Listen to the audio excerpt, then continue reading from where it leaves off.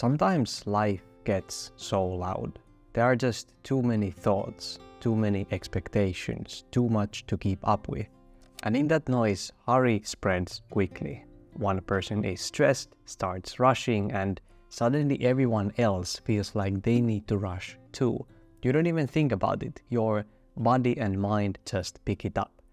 I notice this in my life in really small ways, like when I am walking in the city, if people around me are walking quickly, I find myself speeding up too, even if I have no hurry at all. Or if someone replies to my message right away, within a few seconds, I get this thought that maybe I should do the same, and if I don't, I feel guilty. That's how subtle urgency is. It sneaks into your mind and into your habits without you really choosing it. You start living in reaction mode, not intention mode, always adjusting to someone else's pace. A lot of the thoughts we carry every day aren't even ours to begin with. They are inherited, they are borrowed, maybe from family, from culture, or from some old voice in our head. Things like, if I don't answer quickly, I'm rude, or if I slow down, I will fall behind. If you think about it, those thoughts aren't often based on anything concrete or anything real. They're just thoughts and fears in our heads. So sometimes it helps to just do a little pace check, just stopping for a moment and asking, am I moving at my pace right now or at someone else's? Whose deadline am I actually living on? If I stopped rushing, if I just let this thing wait a little, what would really happen? Most of the time, nothing. Another person's emergency doesn't automatically have to become yours. And that's really what I want this video to be about. How to step out of all that noise and find a pace that feels calmer, lighter, and more your own. If you keep taking in other people's urgency, it's really easy to lose track of yourself. You stay busy, but not with your own priorities. You get to the end of the day and realize most of it wasn't even for you. And that's when clarity becomes really important. When you stop running on other people's pace, you finally have the space to ask the questions that actually matter to your own life. I learned these questions from Vishen Lakhiani, the founder of mindvalley.com, a few years ago, and they really gave me a way to quiet all that noise and understand myself better. The first one is, what life experiences do I want? This sounds simple, but actually most of us don't think life this way. We think about what we should own or what milestones we should reach, like finishing school, getting a stable job, buying a house. But those are not really about experiences. They are outcomes, just boxes to tick, and often they are not even chosen by us, but by our society. When you shift the focus to real life experiences, the answers become more exciting. Maybe it's something bigger, like spending a month in the middle of nowhere, hiking a really long trail, or living in another country for a while. Or it could be smaller, everyday things that bring meaning, like cooking with friends, having mornings that are not rushed, or visiting some old relative again. Because when you look back, it's not the objects or the titles that you will remember. It's those moments and memories that you got along the way. The second question is, what skills do I want to learn? This one changes the way you see growth. Because society often asks a bit different version of this, like how to look competent, how to learn something as fast as possible, what title will make me look impressive. The problem with those is that they don't actually make you feel confident inside. When you focus on actual skill building, the growth is real. Skills are something nobody can take away from you.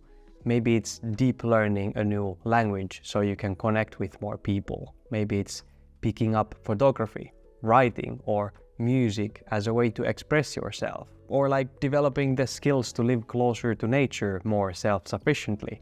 building something with your own hands, or starting a creative project that is fully yours. These kinds of skills don't just look good on paper. They make life feel more free, more capable, and more alive. The third question is, how do I want to contribute? This one brings meaning, because life isn't only about removing stress or finding comfort, it's also about connection, about impact. So instead of thinking, how do I maximize what I get, which is often the question in our society, start asking yourself, how can I contribute? This doesn't have to be huge. It doesn't mean saving the whole world. It can be how you show up for people close to you, how you share something you have learned, how you create something that brings value to others.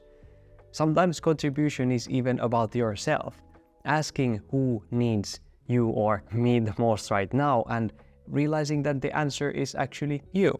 These three questions, experiences, skills, and contribution, work together to pull you away from the noise of what society always expects. The more clear you get on what matters, the easier it becomes also to see what doesn't, and often that's all the problems you have been treating as your own, even when they are not. Many of us grew up with the idea that being a good person means fixing and helping. If something is broken, we should repair it. If someone is upset, we should cheer them up. And if there is tension, we should help things settle. A big part of this comes from how solving problems makes us feel. It gives us that quick hit of control, like we are useful, like we matter. But there's also fear, the thought that if we don't step in, everything will fall apart. And sometimes it's guilt, feeling bad if we don't help, even when it's not really our role. Put together, all of that starts to train your brain to always be on the lookout for problems, even when they are not really yours to carry. And I know this one very well myself. I'm naturally a problem solver, and when someone tells me that something is wrong, my first instinct is to jump in with solutions, and a lot of them. But I have learned that doesn't always help. In fact, it can drain both people. They don't get the space to work through their own challenges, and I end up carrying stress that was never mine to begin with. You can care, but it doesn't have to be your problem too. Supporting doesn't always mean solving. Sometimes it's simply listening or being present or saying that sounds really tough. That can be much better than any quick fix that you would provide. So next time, instead of jumping into solution mode, stop and ask yourself, is this really my problem to solve? What would actually happen if I didn't step in? Most of the time, nothing really breaks. People often find their own way, and sometimes that is exactly what they need. Close the gap between words and actions. It feels safe to talk about our priorities, to say health is important, or family is very important to me, or peace is important. Just saying it already gives a little sense of progress. But if you look closer, it's very easy to see how often your actions don't match these priorities. You say health is a priority, but then you stay up too late or skip working out because everything else feels urgent. You say you want more rest, but every free hour gets filled with tasks. You say family comes first, but work or scrolling your phone end up taking that time instead. The hard and uncomfortable truth is that priorities that live only in our words aren't really priorities. They are wishes. If something is always talked about but never done, maybe it doesn't actually matter to you in the way you think it does. So it's worth asking yourself a few questions like, what do I keep saying matters, but my actions show otherwise? If someone looked only at how I spend my time, what would they think I value? What dreams or goals do I keep talking about but never actually start? A true priority is something that shows up in your actions, even in small ways. It doesn't have to be big, it doesn't have to be perfect, it just has to be real, it has to be there. The gap between what you say and how you live will never close in a single day, but every small action that you take produces it. And that is really the key. It's not about waiting for the perfect timing or the perfect plan before you act. Which brings me to the next part, letting go of the need for the perfect answer. If you wait long enough for the right answer, you can avoid mistakes. It's the truth. You can avoid looking silly or feeling like you wasted your time. And it feels comforting to imagine that there is one perfect choice or answer out there if only you think hard enough about it. We tell ourselves we are waiting for the perfect timing, the perfect plan, the perfect words, but most of the time that perfect moment never comes. What it does create is mental clutter, endless what-ifs, loops of overthinking, and a constant fear of getting it wrong. And often that fear ends up costing more than being wrong ever would. Because at least if you try and fail, you tried. You probably learned something new. If you never try at all, you just stay stuck. I know this in my own work. When I make these videos, I often feel like I should give the perfect answer to every problem I talk about. That way, you would get the absolute maximum value out of it, and I would feel like I had met the standards in my own head. But the truth is that thinking only keeps me stuck, sometimes for hours, sometimes for days. So these days I really try to remind myself that good enough is enough. If you get something out of it, some small insight or bit of encouragement, that is what matters. It doesn't need to be perfect. And the same is true in life. Clarity often comes from action, not before it. You don't need the perfect plan, you just need a small step. Sometimes even saying, I don't know, I don't really have an answer for that, at least right now, is so powerful because it takes away the pressure to get it right. Stay a little longer with good moments. Calm doesn't always come from cutting things out or organizing life perfectly. Sometimes it's already here in the middle of ordinary moments. The warmth of bed in the morning, when you let yourself stay under the covers for just a little longer. The silence inside a parked car, sitting still before stepping back into your day. A walk where you stop to notice the light in the trees or the shape of the clouds instead of rushing past.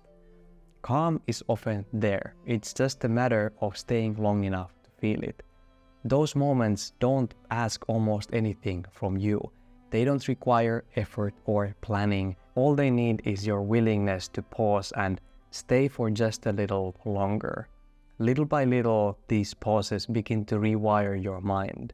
You start noticing that life isn't just made up of problems, noise, and deadlines. It's also made of these simple, quiet moments that bring calm. You just need to slow down long enough to feel them. Here's a short story to take with you today. A student asked an old master, "Master, why should I quiet down? I'm not longing for peace, but for action. I want to do things and reach my goals, not just sit still in silence." The master replied, "That is very good, but can you move if there is no space? If you want an arrow to hit a distant target, the space in between must be empty. If you want your spirit to reach its goal, you must first find calm inside." Thank you so much for watching. If you like this video, I am sure you will like this one as well. Remember to stay kind and meaningful in your own beautiful journey. See you in the next one.